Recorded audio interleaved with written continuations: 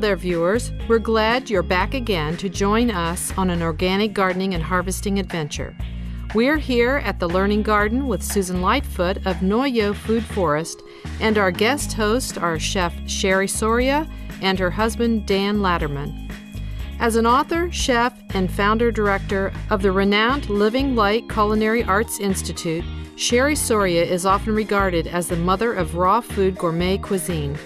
She has helped instruct and certify hundreds of raw food chefs through Living Light, including world-famous Chef Roxanne Klein, Chef Chad Sarno, and Chef Elena Love.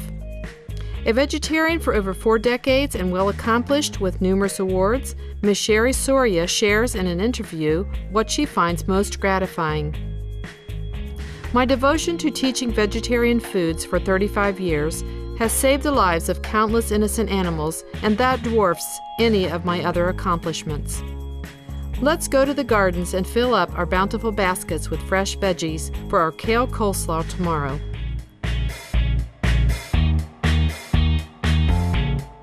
Well, we've got some more things to harvest before Okay. I can go to the kitchen. Yep, let's head this way. So we're over here in what we call the food forest, and this is where we have our fruit trees, and we're starting to plant some other perennial crops like strawberries that we have planted around our apple tree here. And eventually over time, this is going to be a really lush, foresty feeling area of the garden. It's a permaculture concept of growing food like a forest grows. A lot of people have never seen a strawberry crop before, and I see a huge one right behind your hand, underneath near the ground. Oh my gosh, that is so beautiful. Yeah. That is absolutely beautiful. Lovely. And I'll bet it tastes good too. Yep. Can I try? Sure. Well, I don't mind a little bit of organic soil. I know, I want this one.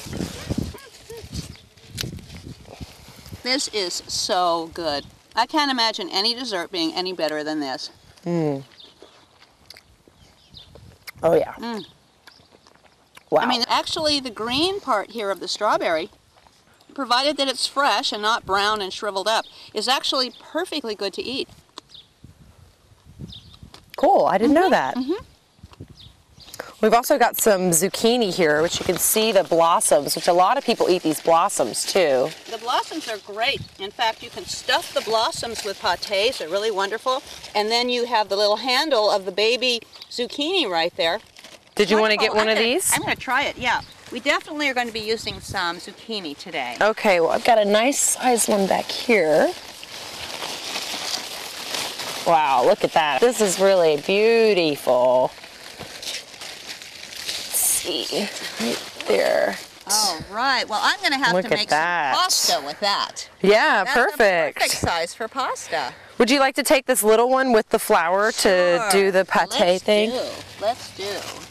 Oh, that is so nice. There it is. Yay. I love that. Now, see, I could just eat it the way it is, but it really is fun to fill this with some kind of pâté, and then it kind of sticks a little bit like this, and then you that's serve cool. it on a tray with all of the flowers all coming around like this. It's just so beautiful. Okay. Nothing more gourmet than that. Right, that's lovely. So we've Let's got, definitely get some garlic. let's Everybody loves see. garlic. Got Here back we go. See, it's starting to dry out, which is what you want garlic to do before you harvest it. So I'm going to find a nice fat one. That one looks pretty good. This one here. There we go. Right. Beautiful. So we just peel off these couple of the outer layers. You get down to the beautiful bulb inside, which is absolutely delicious, fresh like this.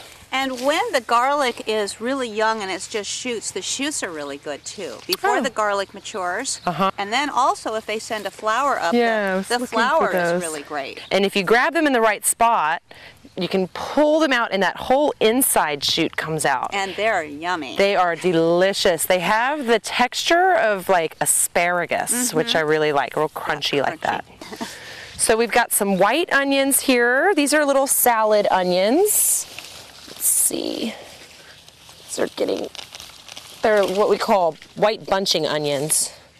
So they're just real small little onions, kind of like a green onion, a little bit bigger than a green onion. They're really tasty. Great. There's some red ones right here.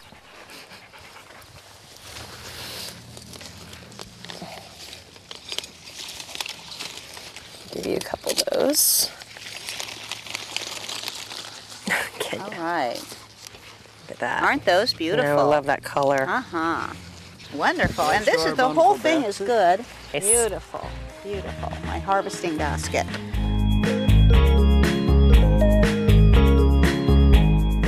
When we return after this brief message, we'll be introduced to a variety of lettuce and visit the hoop house for some herbs, cucumbers, and tomatoes.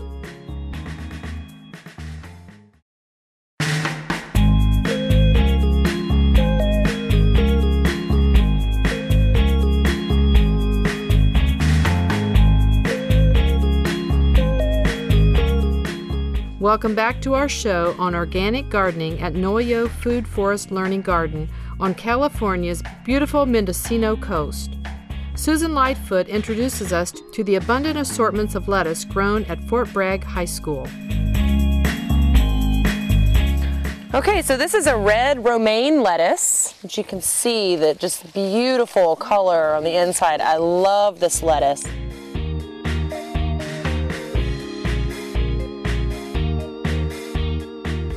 And There's just nothing like picking vegetables in the garden and eating them right out of the garden.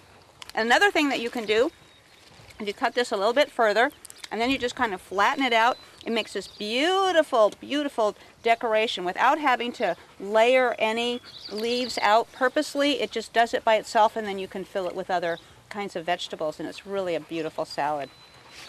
Okay, let's add this to our basket then. this is a really unique plant. This is called orac, and it's a purple spinach. If you taste it, it's actually a little salty.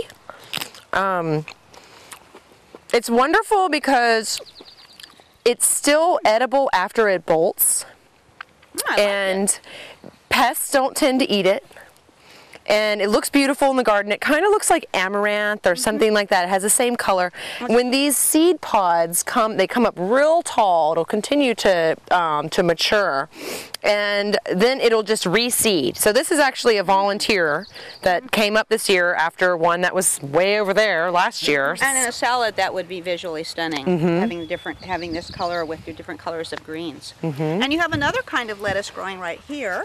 Yep, this is the bronze arrow. Which is another lovely lettuce. So the bronze arrow is more of a spring lettuce. So we won't plant this again until either later in the fall or early spring. Beautiful. And you have another lettuce, different kinds of Yeah, you want to check those out? This variety is called Freckles, and it's a romaine, which is really interesting looking on a plate also. So these are pretty young. These have like another probably month to go before they really start to head up.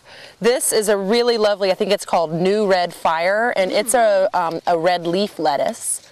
That's another romaine. That's a Paris Island romaine.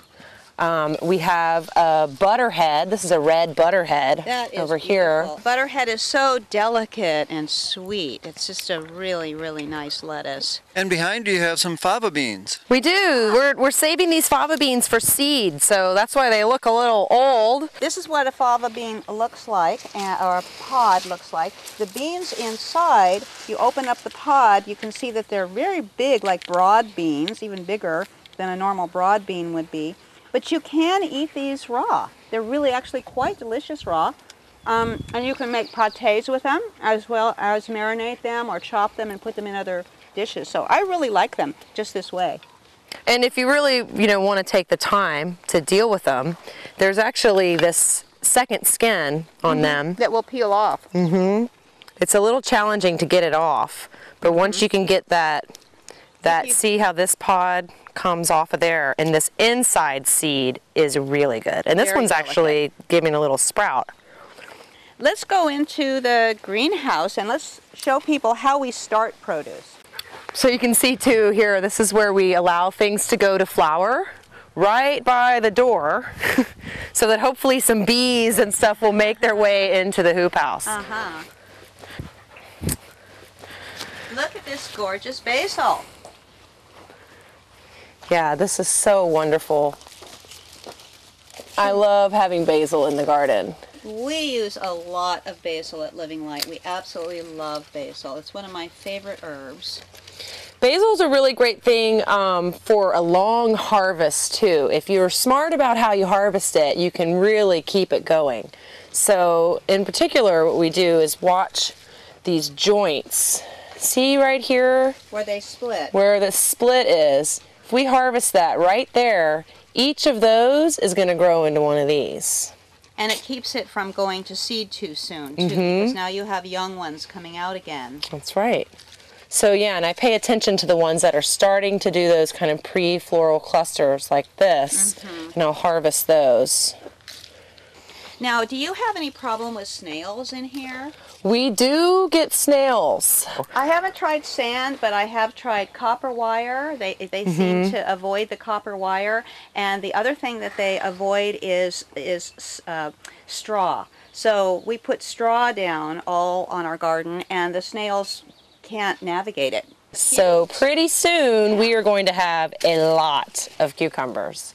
And this variety we've had a lot of luck with here. It's called Diva. Where was that ripe one? Maybe it was in here. Yeah, here we go. Isn't that beautiful? I like that variety because it has thin skin. You don't have to even think about peeling it. And the seeds are very small and delicate and not bitter. Yeah, So- that's right. This is a wonderful cucumber. I'm really impressed with the, and they just keep giving too. Last year we had cucumbers until Christmas. Well, the last thing I suppose that I'm going to be using from your garden today would be tomatoes. We've got a couple of cherry tomatoes that have just started to ripen up over here. So you can see yes. these are those sun gold. And that is my favorite variety of cherry tomatoes. They are so sweet, and probably also my favorite because they do so well here on the coast. Right. Right, well, thank you so much, Susan, and thanks to the Noyo Food Forest Learning Garden for all of the beautiful vegetables that we got here today, and for the education that Susan offered us about growing vegetables and the compost and everything, and also for the great job you're doing with the education of the children here. It's so wonderful to have the Noyo Food Forest here in Fort Bragg, being able to partner with Living Light. We get to give them our compost, and they get to turn it into great soil to make beautiful food for people. So thank you again so much, Susan. It's just been great being here. Thank you. It's been great having y'all here. And just want to encourage everybody out there to grow your own food. Join the real food revolution. Yay!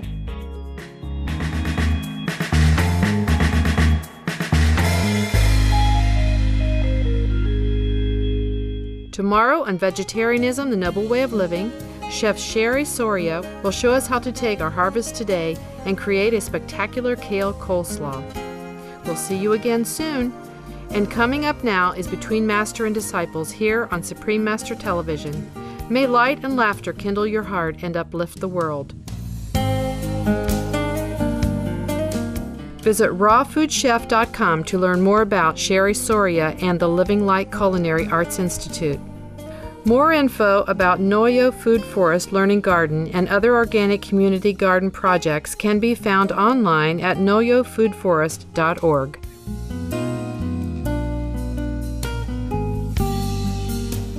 For more details, please visit www.suprememastertv.com/veg.